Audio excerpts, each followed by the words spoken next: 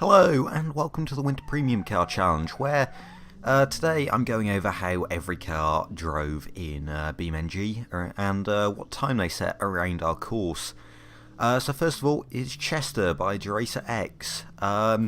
This was a quite a boaty car.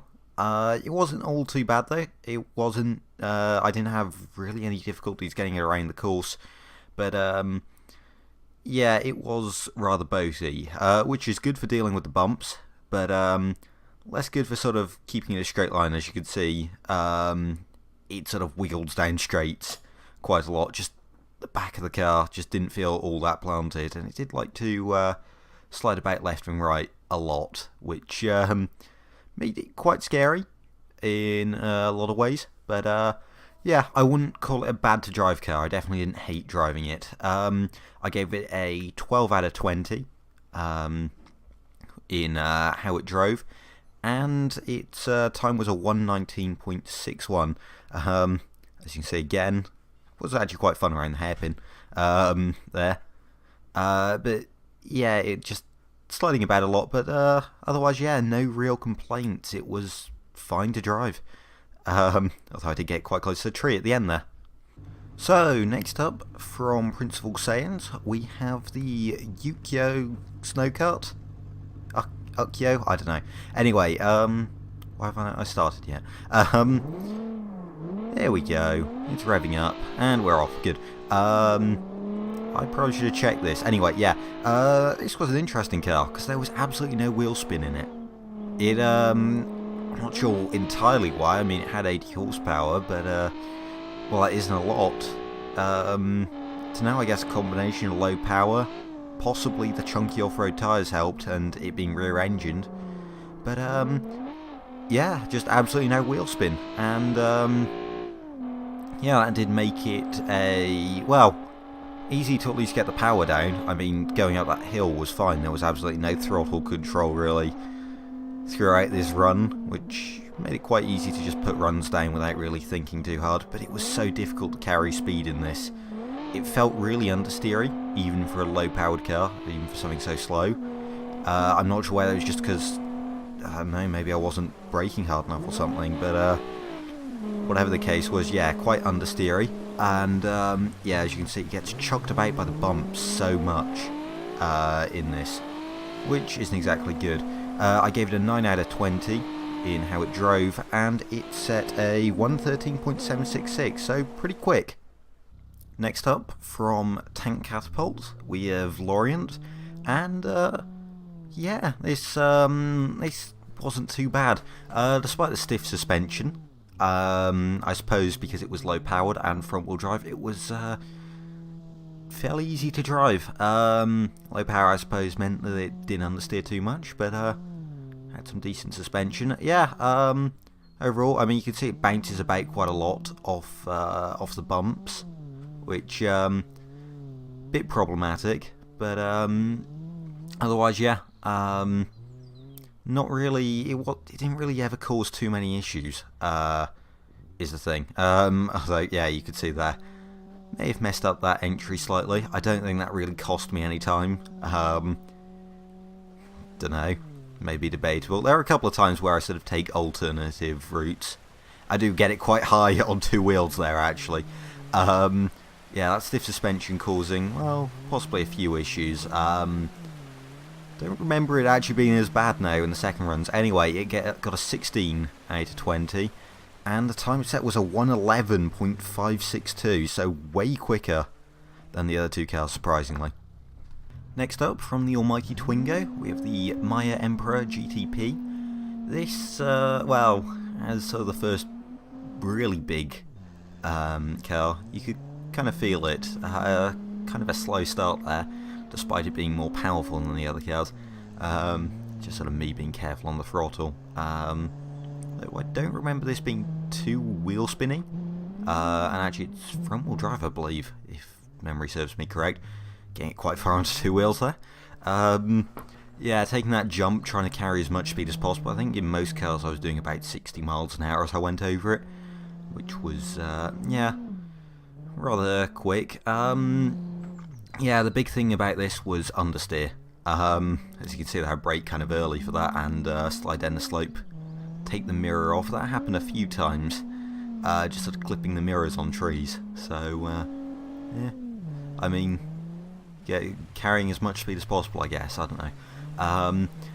Yeah, it was just sort of understeery. It wasn't too bad to drive. I actually felt it was quite safe to drive, so yeah, it was fairly confident to drive, so it made me feel rather confident, so I gave it 13 out of 20, and the time it set was a 1:18.704. Next, from Kamikaze Fox, we have the Socko Chamonix. I think I'm pronouncing that right. Yeah, this car drove as good as it looked. I will say there was quite a lot of wheel spin on launch, but after that it wasn't really too much of an issue. So, while you did have some issues, you did need to pay attention while launching it. After that, it was just fun to drive. It, well, you know, it did bounce around a lot due to some kind of stiff suspension. It always felt controllable. And after that, yeah, the bumps were never really too bad other than landing from the jump. It just felt so controllable otherwise, like there was loads of grip, you could be quite brave with it. And yeah, it was just really fun. To be honest, I kind of wonder if it impacted my time because I was too busy just enjoying it. So yeah, I got the full 20 out of 20 just for that, because it just felt so easy to drive. It's so easy to have fun in the snow.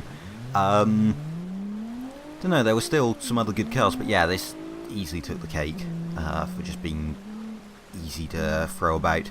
Time it set was 1:13.703. Next, from T Pasoti, we have the Tempest 370 Deluxe. And yeah, this was an interesting thing. I thought that because it had wide tyres on the back, and I think it was solid axle suspension. Don't quote me on that, it may not be. Actually, I think it was independent. We see there, is the camera going to go low enough? Oh yeah, it's double wishbone. Ignore that then. Yeah, no, anyway, yeah, the back just didn't feel planted at all. You could see it bouncing about there, going onto two wheels. But yeah, it just... The back felt like it had a mind of its own. It just never... I never felt confident putting the power down. I always was... At least when I was doing the run, it felt like the back was constantly trying to snap away from me. Doesn't seem to look like that here, but yeah, yeah, you can see there actually. I sort of got sliding camera angles, not the best for this, but yeah, I didn't feel too confident driving it. So time it set was a 1:19.078. You can see again the back sliding away, and yeah, it only got a 7 out of 10, out of 20. Sorry, which yeah, just not easy to be confident with. Next, from Z Chemise, we have the Albatross Oakland. Decent bit of power, front wheel drive. This was, I believe, the only car I used a diff locker for. There may have been something else, but yeah, I ended up using a diff locker with this just because it ended up making it easier to drive, weirdly. Would have thought it being a front wheel drive car and all, having the diff locker would have just made understeer worse, but apparently not, at least in this case. But yeah, I just had so many issues trying to get it around the course. I suppose understeer wasn't really the issue though. It's quite a wide car. I think the body just in general may not actually be any wider than some of the other cars, but it just felt really wide and really difficult, especially to get it down the jump there.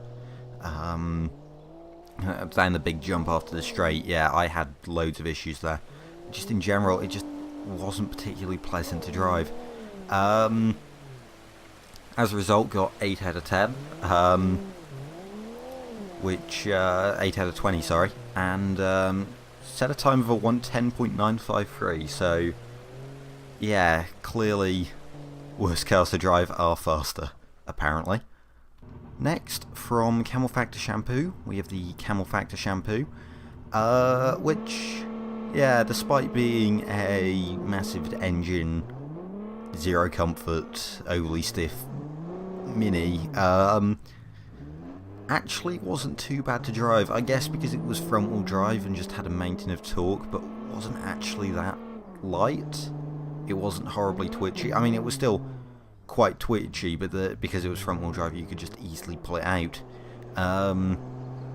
Literally just hold down the throttle and just hope that the short wheelbase means the back doesn't drift out too far. Was basically it. You could see over the bumps it's bouncing about, but I could just keep it all together. Although, so I had a slightly scary moment there.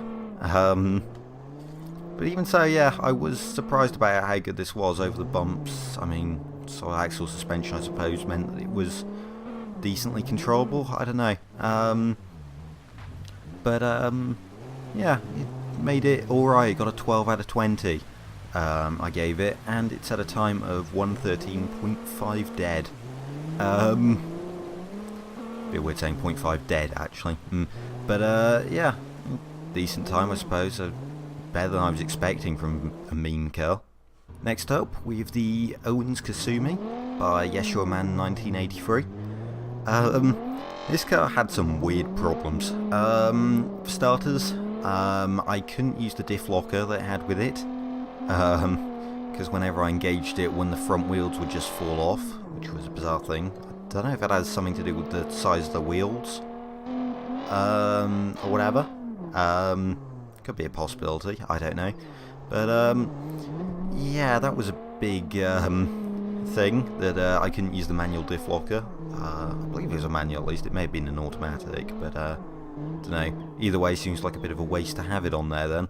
But, yeah, the other thing is the shape of that bonnet, the sort of weird long sticking outy one, meant that I couldn't really see over bumps. I use bonnet camera most of the time while driving, and for like fast runs like this I kind of prefer to, but yeah, it did make it sort of awkward over jumps to not be able to see the road.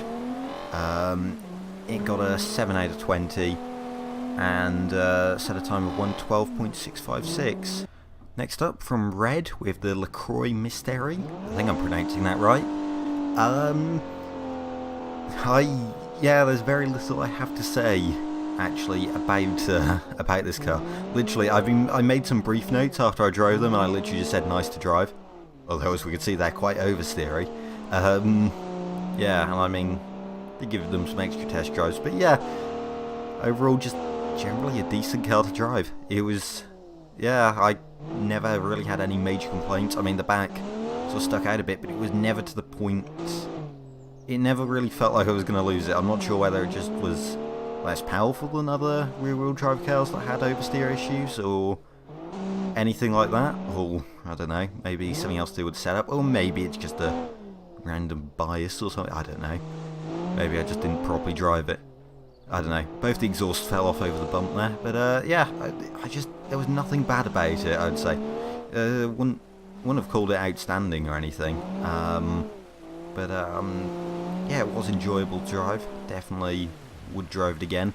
Although, you know, it being rear-wheel drive and all, meant that pushing it was sort of a bit on the edge, so it only got a 14 out of 20. Still a good score though. And a time of 120.593, so surprisingly slow really. Next, from Z2BBGR, we have the SBA CDX. This car was, well, my only note for it really was just understeer.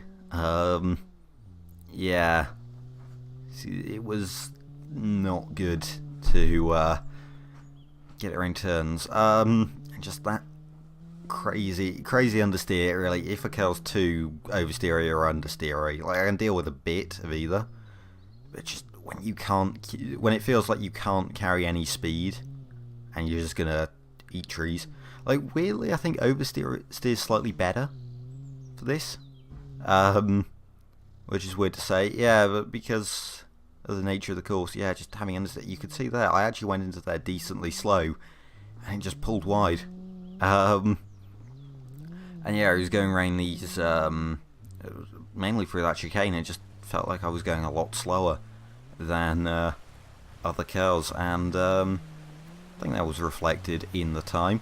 Set a 119.187, which for a car like this compared to some other similar cars, that's kind of slow. Yeah, I only got a 8 out of 20. Not fantastic, to be honest. Other than that, yeah, no major issues, but just understeer. Next up, from Naya 8, we have the bus. This was awful to drive. You can see overly soft suspension right there from the way it's bouncing about. You can see just how much sort of weight transfer there is, and when it's a rear-engined car, you know, that's just a recipe for disaster, really. You step on the throttle and then there's just understeer. Going over that bump was dreadful, over the jump, because it's right after a long straight, so you need to carry the speed over it, so you want something that can land safely. And on one side there's a pit, on the other side there's a tree waiting for you, and just every time I rolled it, so I ended up having to go a lot slower, and just, yeah, it was just, I couldn't feel like I could carry speed. You can see the way it's both thrown about by bumps, even though it has fairly soft suspension just because it's riding so low, I guess. You can see, yeah, bouncing about, doing wheelies. It got a 1 out of the 20, by far the worst car to drive here. Surprisingly quick though, set a 1:17.047, which I don't know how. Next up, from Armour Motors with the Armour Briar Broham. This, I don't know, I didn't really have any major issues with it. It just wasn't particularly fun to drive, I guess. It was just sort of car, and yeah, I didn't really want to drive it much. Also, kind of had some issues over the bumps. Also why I gave it a low score. Well, I say low, wasn't too bad scoring, 9 out of 20. But yeah, it basically got thrown about by bumps quite a lot. You can see that it's almost like it's got hydraulics or something. Yeah, while it was fairly easy to get about, you could see, yeah, soft suspension. Probably could have done with a bit more dampening or something. And that graphic glitch.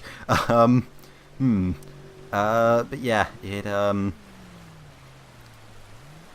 yeah, just quite bumpy and sort of hard to keep control of when you landed from a bump. Just made it a bit less fun. Time it set was 1:13.297 though, so quick. Next up, from the Real Emil, we have the Saint Salmonella crossover. This was shocking, I'll be honest. No, in a good way, a surprise, bit of a shock surprise, I guess. Yeah, this actually drove quite well. Yeah, despite the styling and what stats would say, yeah, it dealt with the bumps quite nicely. Steering was fine.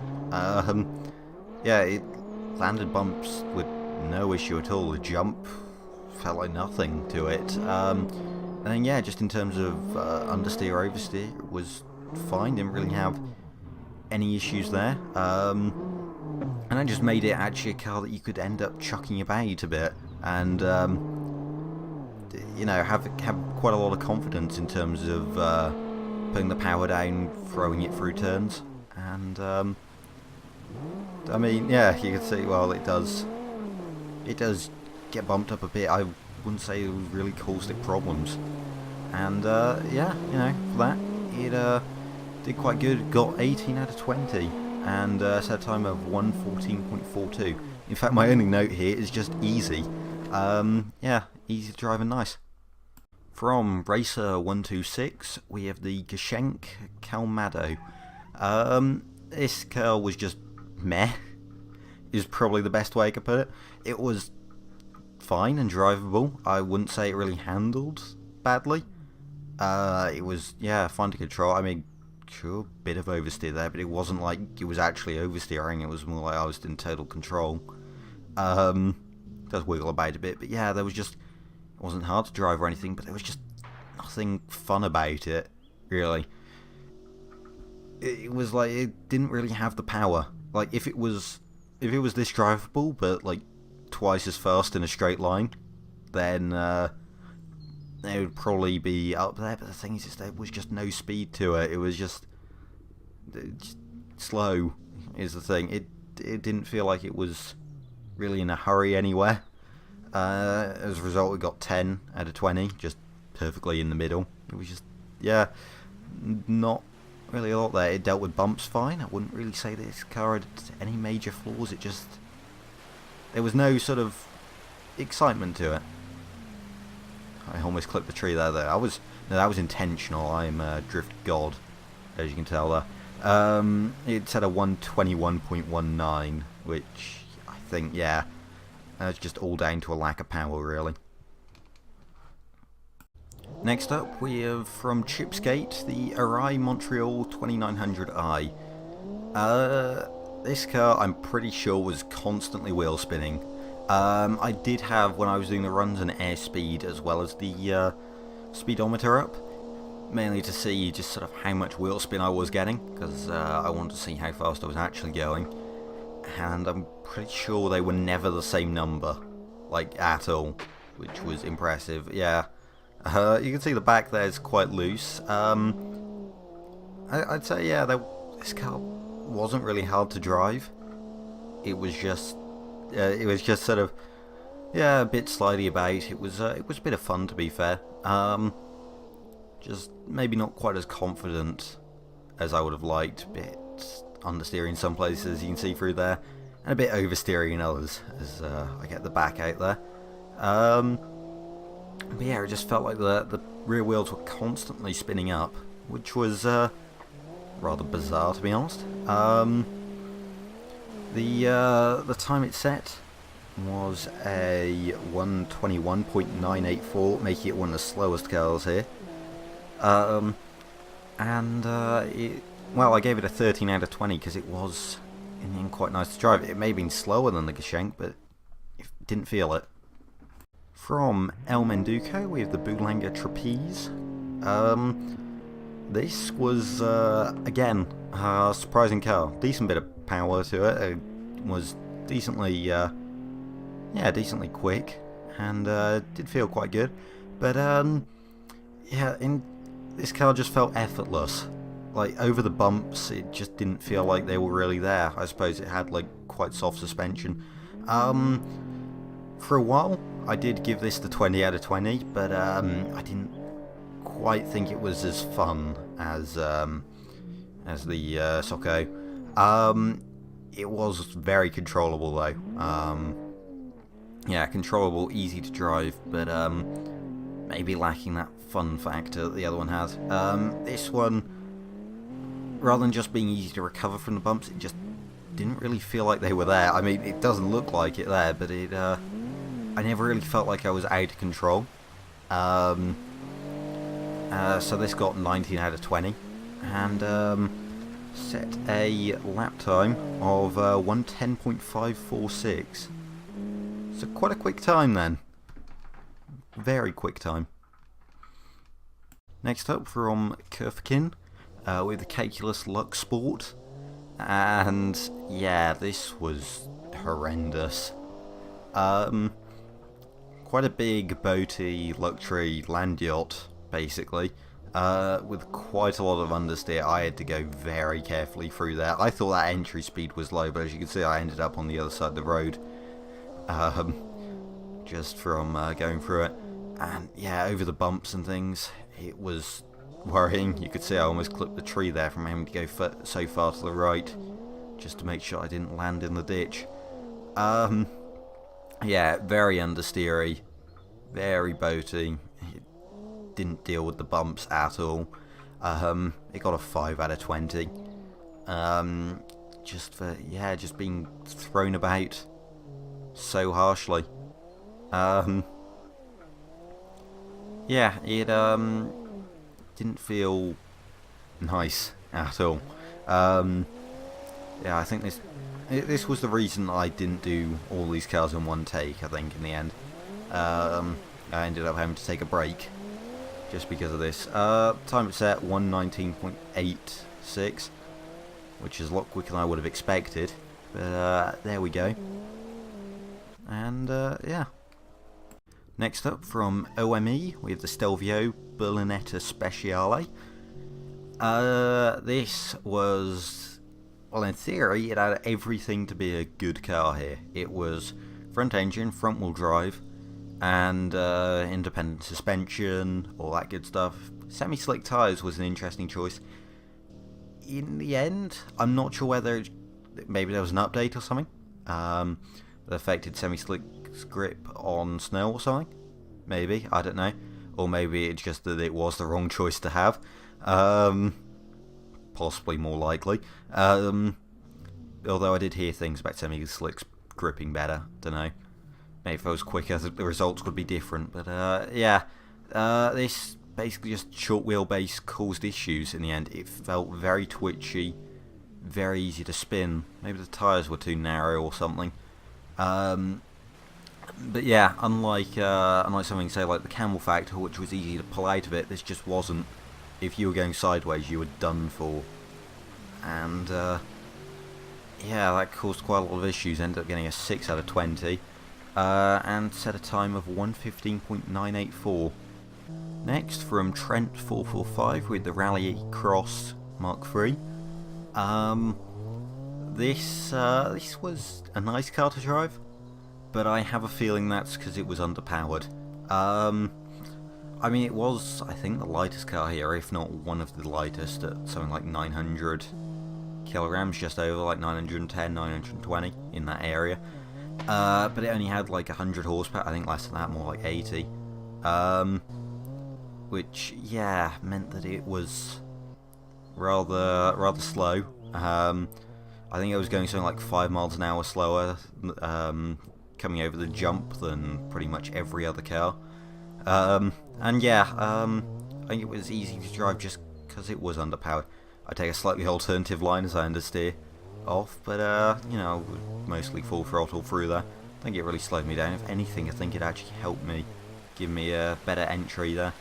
I got my handbrake, get it around there. So it got 15 out of 20, and at a time of 1:11.703. So maybe lower power worked out for it, because it was rather quick.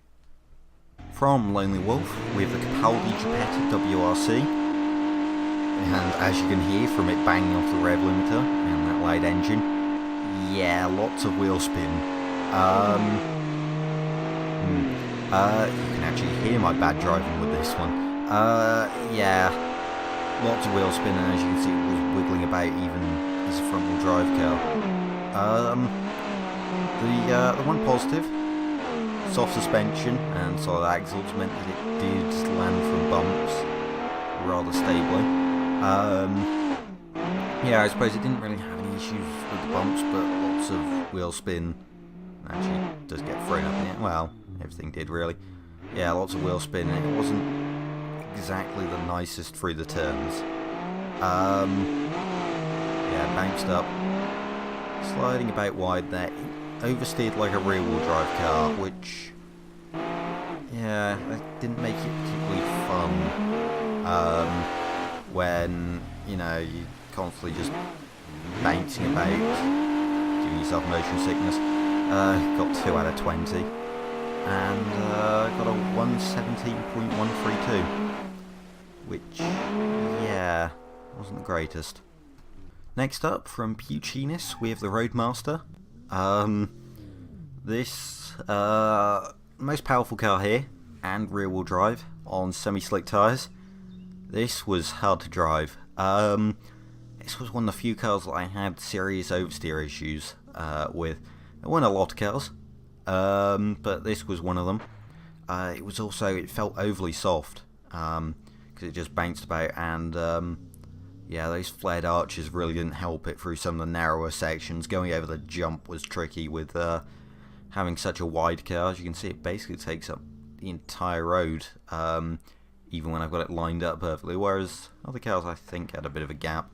But yeah, the back slid about quite a lot. I mean, you know, when it did behave, it was fine, but yeah, you can see the way that it gets chucked about, and it's quite sideways there, and I'm sort of really just holding on for dear life.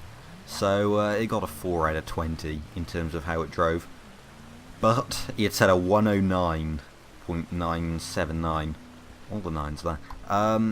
So it was very quick. Can't deny that. From Conan with the Alpha Dave 6, which was, well, definitely the driver's car I guess it aimed to be. Although, as you can see from me being rather careful there, oversteer was a major issue with this car. You had to be careful on the throttle going through turns, because otherwise it would just spin on you.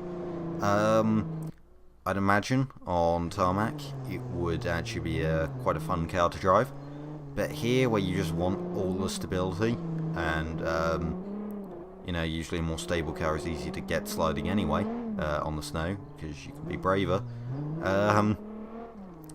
Yeah, here it's not the case. You can see just how much I'm fighting it as I'm going around. Bumps themselves weren't too much of an issue.